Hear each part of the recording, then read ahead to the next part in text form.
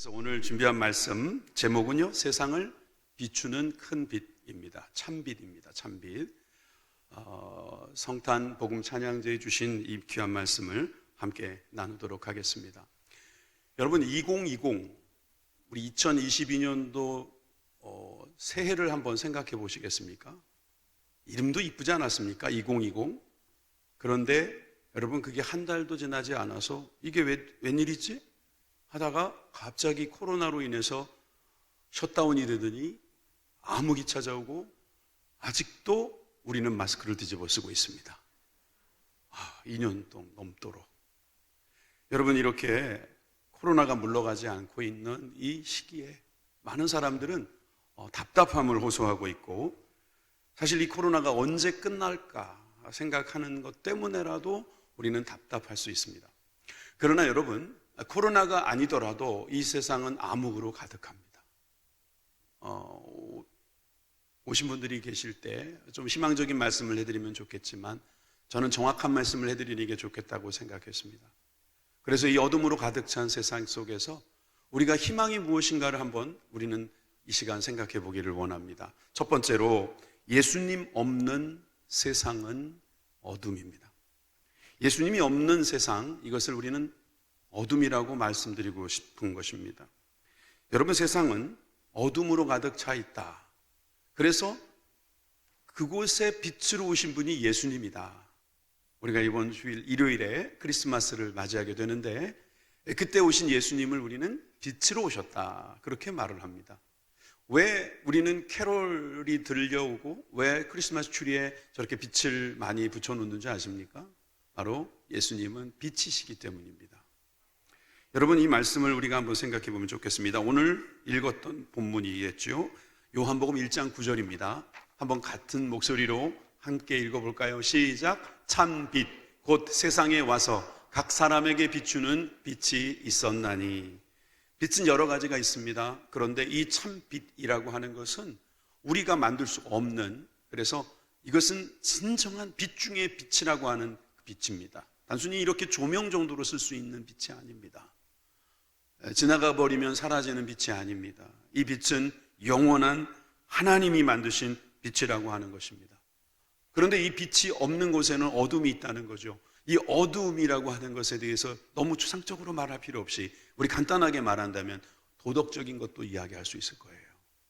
우리 가운데 정말 원치 않는 죄가 있지 않습니까? 뭘 보면 알 수 있냐면요, 우리는 선을 좋아하기는 하는 것 같아요. 그러니까 죄와 선을 구별할 줄 안단 말이에요.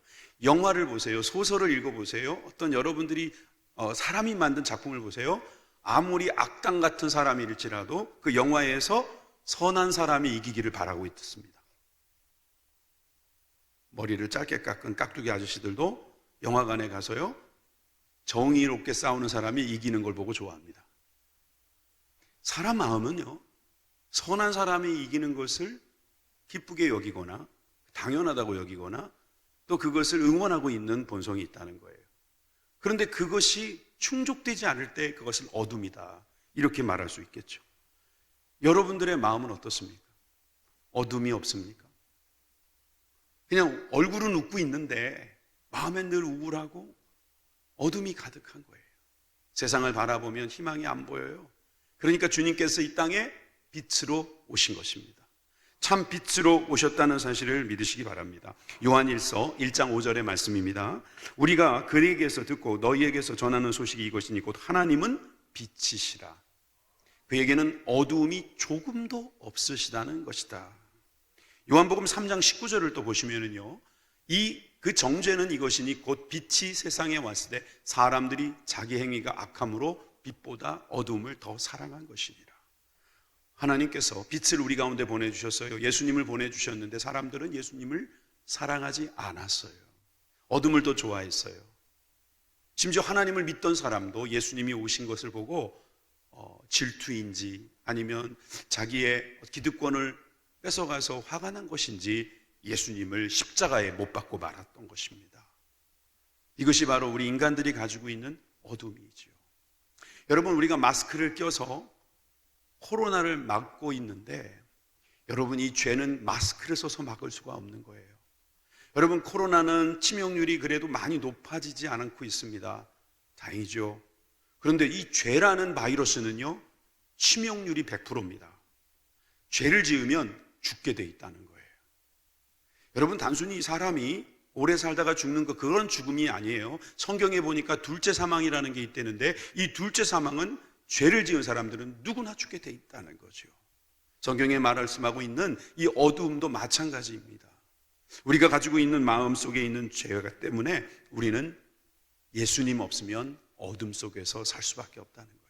두 번째, 예수님은 각 사람에게 비추는 빛이라고 말씀하고 있습니다.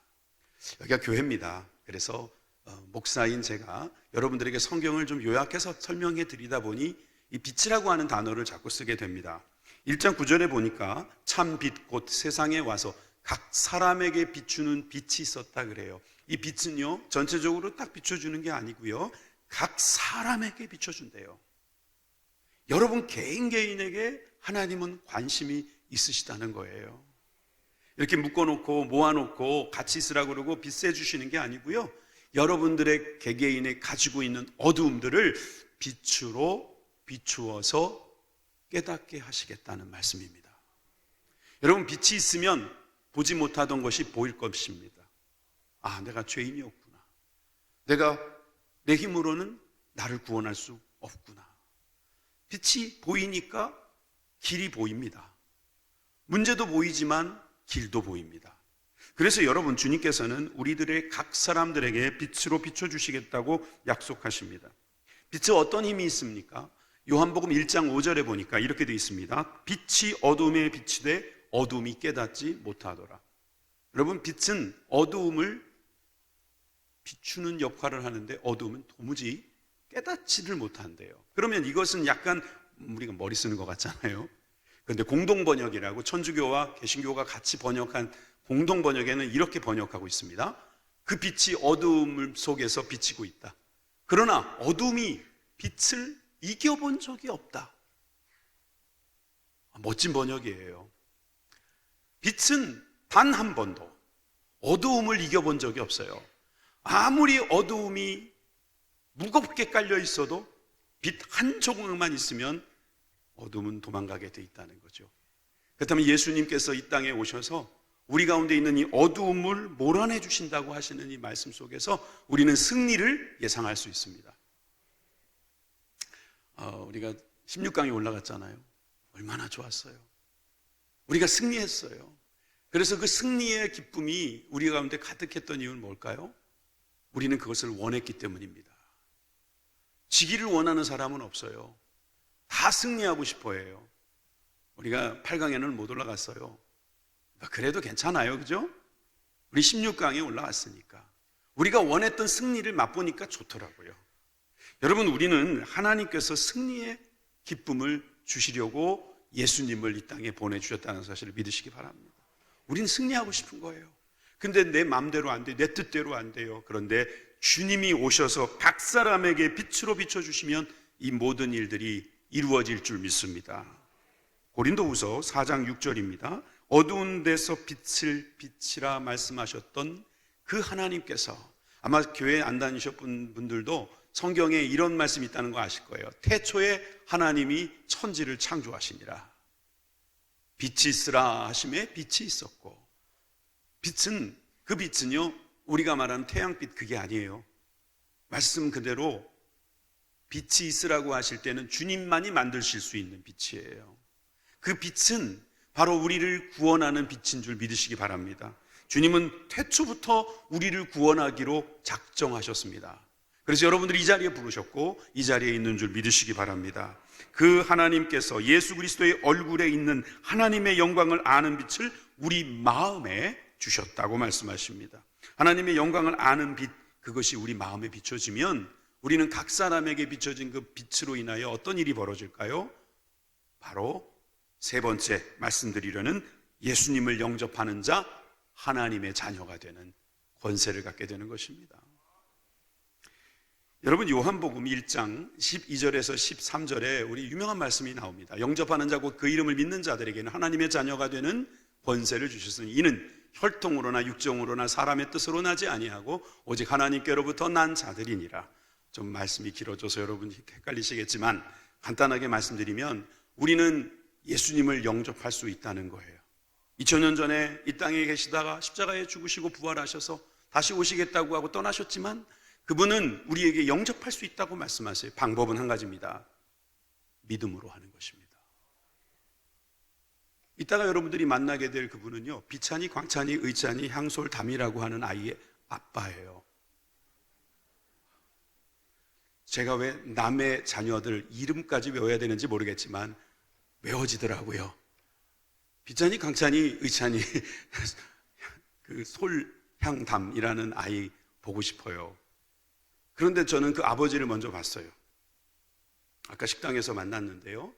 오시니까 제가 일어나서 박지원 집사님 잘 오셨습니다. 거기 앉으시죠. 영접했어요. 사람은 보이니까 영접할 수 있더라고요. 근데 예수님은 안 보이는데 어떻게 영접하죠? 예수님 빛으로 오셨다는데 어떻게 영접할 수 있을까요? 목사님, 나 예수님 믿고 싶습니다. 이렇게 많은 사람들이 예수님 믿는데 나도 믿고 싶습니다. 정말 예수님이 어두움을 걷어내시는 분이라면 나도 예수님 믿고 싶습니다. 어떻게 하면 됩니까? 그 영접하는 게 어떻게 하는 겁니까? 믿는 것입니다. 여러분, 믿음이라는 것을 주님께서 주십니다. 그러면 이렇게 말씀하십시오. 나는 믿고 싶습니다. 나는 믿겠습니다. 이렇게 말씀하세요. 여러분, 저는 박지원 집사님이 오셨을 때요, 박지원 집사님인 줄 믿었어요. 옆에서 소개해 주시는 분이 박지원 집사님이라고 하더라고요. 그걸 믿었고요. 또 보니까 제가 예전에 봤던 그분이고요. 또 제가 기다렸던 분이잖아요. 그리고 이분이 보니까 약속대로 딱 그 자리에 왔거든요. 여러분, 믿으시기 바랍니다. 예수님이 여러분들 가운데 오셨습니다. 믿으십시오. 양복 입고 좋은 말로 할 때 믿으십시오. 나중에 죽음 앞에서 막 그러지 마시고요. 좋은 날에, 좋은 시간에, 여러분 좋은 분위기에서 예수님을 믿으십시오. 여러분, 믿으시면 어떤 역사가 일어나는가? 요한일서 1장 3절에 우리가 보고 들은 바를 너에게도 전하는 거죠. 우리도 여러분들에게 전하는 것입니다. 너희로 우리와 사귐이 있게 하려 함이니 우리의 사귐은 아버지와 그의 아들 예수 그리스도와 더불어 누림이라. 주님께서 사귀신대요. 이거는 좀 어려운 설명인데 하여튼 하나님께서 사귀시는 것처럼 우리도 사귐을 주님과 함께 할 수 있다는 거예요. 여러분, 믿는 순간 우리는 주님과 사귀는 거예요. 주님과의 사귐이 있기를 바랍니다. 오늘 그런 사귐이 오늘 찬양을 통해서 있을 줄 믿습니다. 간증을 통해서 있을 것입니다. 그러나 여러분들의 마음속에 비춰지는 빛으로 여러분들이 믿고 영접하는 은혜가 있기를 바랍니다. 자, 그렇게 되면 여러분들이 어떻게 됩니까? 하나님의 자녀가 되는 거예요. 하나님의 자녀예요. 여러분, 하나님의 자녀가 되면 좋은 거 하나만 말씀드릴게요. 용서를 받습니다. 여러분들의 부모님은요, 여러분들을 용서하십니다. 옆집 아저씨는 여러분들을 용서하지 않을지라도 여러분들의 부모는 용서해 주십니다. 죄송합니다, 이런 말에서 나가 다시는 들어오지 마. 뭐 그보다 더 심한 부모님들도 있잖아요. 나가 져라 뭐 이런 말.